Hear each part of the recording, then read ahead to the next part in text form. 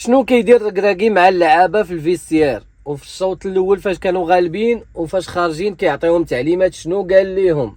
خسرنا من مور داكشي ب2-1، كنا غالبين خسرنا. هذا هو التساؤل ديال المغاربه في مواقع التواصل الاجتماعي. اش دخلوا في هذا الشيء هذا؟ الركراكي دخل راسو للصداع.